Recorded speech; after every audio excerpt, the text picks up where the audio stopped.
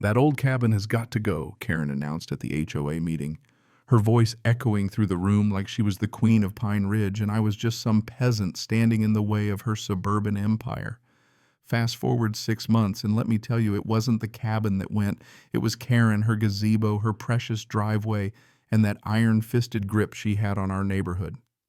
See, when I got the demolition notice in my mailbox demanding I tear down my grandfather's 1952 workshop within 48 hours, or face daily fines $100 a day, can you believe that I felt something twist inside me, something that had nothing to do with fear, and everything to do with pure righteous anger?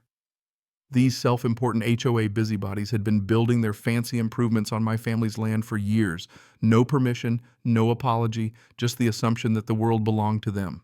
And now they thought they could dictate what happened on my property. Yeah, that's not how this story ends. Trust me.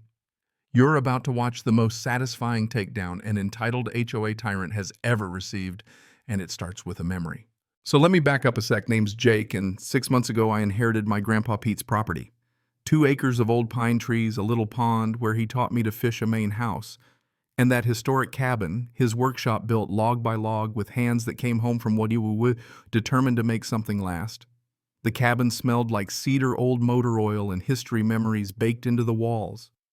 Pine Ridge used to be a tight-knit farm community, just 12 families, dirt roads, and neighbors who actually knew each other. Now, thanks to suburban sprawl, it's surrounded by McMansions with names like Tuscany Estates and Windsor Point, where every house looks exactly the same and the HOA exists supposedly to keep up property values, which is code for keep out anyone who doesn't drive a luxury SUV. The old families got grandfathered in, but there's always been tension. The original folks versus the newcomers from California, who measure your grass with a ruler and call it neighborly. Enter Karen Whitmore, 52, platinum blonde real estate agent and self-declared queen of the HOA for the past 3 years. She drives a white BMW with a blessed license plate. Yeah, the irony's not lost on me and her husband Doug. Bless his heart, just stands behind her nodding, probably wishing he could disappear into his insurance paperwork. Karen moved here from Orange County 5 years ago and hasn't stopped lecturing about property standards since she times your garage door, counts your dandelions, and treats every inch of Pine Ridge like it's her own personal showroom. The first time I heard her heels crunching down my gravel driveway, I should have known I was in for a war. The first shot was fired one Tuesday in March. Karen came by for a so-called routine inspection of my place, which, spoiler alert, was neither routine nor legal. Back then, I still thought being polite would get me somewhere. She strutted around snapping photos with her iPhone, muttering about neighborhood harmony and aesthetic standards, then zeroed in on Grandpa's cabin like a vulture. This temporary structure, she announced, not even bothering to step inside, violates our community guidelines. It's got to go. I explained that the cabin wasn't temporary. It had been standing 70 years long before the HOA, full of family memories. She just smiled that fake realtor smile and handed me a 30-day compliance notice saying, "Well, that was a different time, wasn't it? We have standards now." She left a trail of expensive perfume and entitlement money can't buy. That night, sitting in Grandpa's old chair, wearing his work gloves, I realized Karen wasn't just gunning for my cabin. She wanted to erase everything my family built, everything we stood for. I didn't know then she was about to make the worst mistake of her life. 2 weeks in, Karen cut my deadline to 14 days, claiming some emergency safety violation. The cabin had survived hurricanes, ice storms, probably even earthquakes. But now it was a crisis. She brought in a county inspector, a golf buddy from her country club. He poked around for 10 minutes, declared it condemned, and Karen delivered the verdict with the kind of glee most people save for lottery wins. Health and safety hazard to the entire community. Yeah, right. A lot of folks would have caved. But Grandpa Pete didn't raise quitters. I scraped together $500 for a real structural engineer, the opposite of Karen's buddy. This guy's boots actually had mud hands, looked like they knew work, and he was famous for brutal honesty.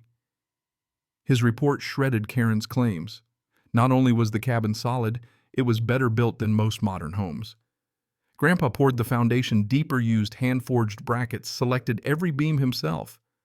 The place could survive an apocalypse. Meanwhile, I reached out to the local historical society. Turns out a 70-year-old cabin built by a Wubby-Woo vet qualifies for historic status, especially when you've got the original building permits from 1952 written in Grandpa's careful handwriting. When I showed up with those documents, I felt a swell of pride and honestly a kind of unstoppable determination. Karen, of course, couldn't argue with the facts, so she just changed the rules. Suddenly it was aesthetic noncompliance, something about architectural harmony. She even invented a secret design committee herself and two cronies who'd supposedly approved every house but mine. Funny how that works. But here's the twist: her campaign was waking people up. 3 old families, Mrs. Patterson, the retired teacher, Miguel Santos, who owns the hardware store, and a few others started backing me up. Mrs. Patterson dug through old HOA minutes. Miguel shared horror stories about Karen's selective enforcement. Turns out Karen had a pattern. Anyone who didn't fit her idea of community was targeted: single parents, minorities, the elderly, anybody who didn't drive a beige SUV or mow their lawn twice a week. Karen wasn't slowing down. Within 48 hours of my engineering report, she cranked up the heat. Now daily fines, $100, immediate liens on my house, threats plastered all over Facebook about community standards and property values. She posted shady photos making the cabin look like a horror shack, whipped up a panic about home equity, and turned the newbies against me. Time for my own counterpunch. I filed a formal grievance, something she clearly hoped I didn't know existed. The bylaws: she'd skipped half the legal steps required for a violation: no mediation, no appeals. I called the local paper. HOA president targets veterans, family legacy got their attention. Our Save the Cabin campaign started trending, and folks in nearby communities began sharing their own Karen nightmares. The Historical Society fast-tracked my application, and then digging through public records, I found the real gold. Karen's real estate business thrived on HOA enforcement. She profited from harassing residents, using her power to make her listings shine, and targeting undesirable properties she couldn't sell. Karen called a last-minute board meeting, stacked it with her loyalists, and rammed through a rule stripping appeals for emergencies. My deadline dropped to 48 hours, fines to $500 a day. But she'd skipped a key legal step: emergency meetings required proper notice to all residents, not just her clique. Suddenly the neighborhood was split: Karen's minions versus original families threatening to sue. The pressure amped up. Karen's white BMW did daily drive-bys, phone out, taking notes on my every move. The real kicker: Doug, her husband, caught me at the gas station, eyes bloodshot, nervously asking if I could compromise somehow. That's when I knew even she was cracking at home. Then came the nuclear option: a sheriff's deputy on my porch, official notice in hand. Karen hovering behind him, arms crossed, vibrating with victory. "Just administrative," the deputy muttered, clearly embarrassed. Karen threatened lawsuits for legal fees, claimed my frivolous resistance was bankrupting the HOA. "And here's the ugly part," said. "My cabin was attracting undesirables." We all know what that's code for. At that point, my lawyer gave it to me. Straight fighting the HOA in court would cost thousands. I didn't have. Historic landmark status could take 6 months, and my insurance wouldn't cover legal bills. I was staring at financial ruin over a cabin that meant everything to me and nothing to Karen's crowd. That night, digging through Grandpa's old journal, I read an entry. Dealing with bullies is like dealing with raccoons. Sometimes you have to outfox them, not outfight them. That stuck with me. Then, pure luck, or maybe Grandpa looking out for me, I found a metal box hidden inside the cabin's wall, original deed documents, property surveys from 1952.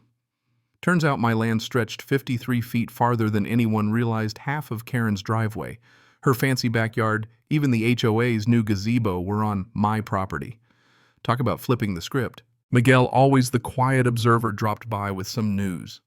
Doug had confided that Karen was deeply in debt, borrowing against their house to fund her real estate projects, desperate to prop up property values for her own skin, not the community's. I hired a pro surveyor with my last $800. Her GPS confirmed everything. Karen's driveway, backyard, and the HOA gazebo were all trespassing on my land.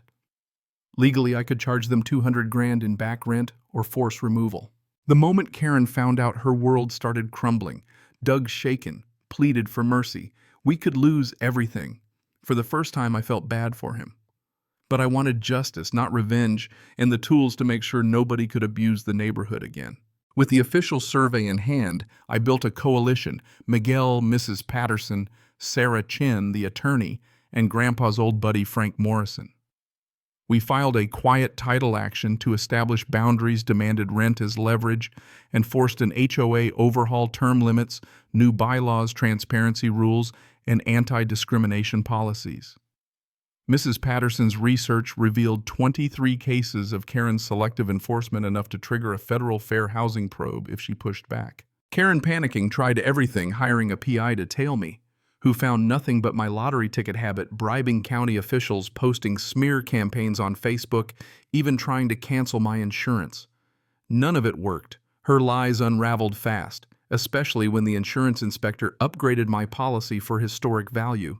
The big showdown came at an HOA meeting packed with every neighbor, local press, and the county supervisor.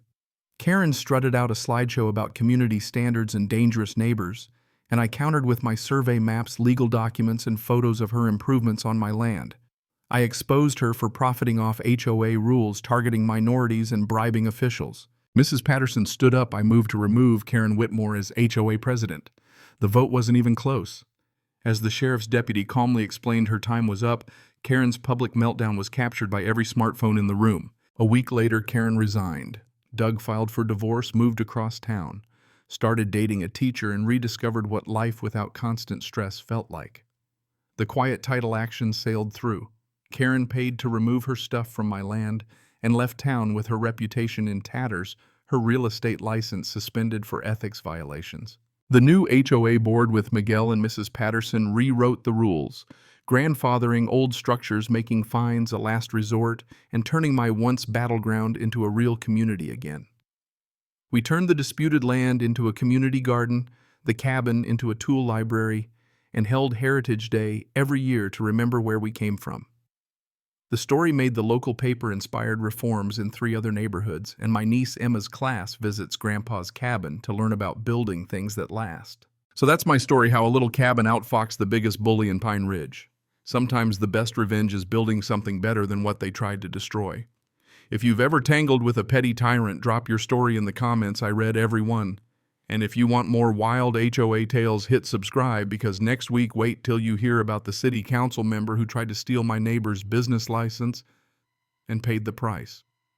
Until then, remember, the real power in any neighborhood isn't rules or fines. It's standing up for each other when it matters.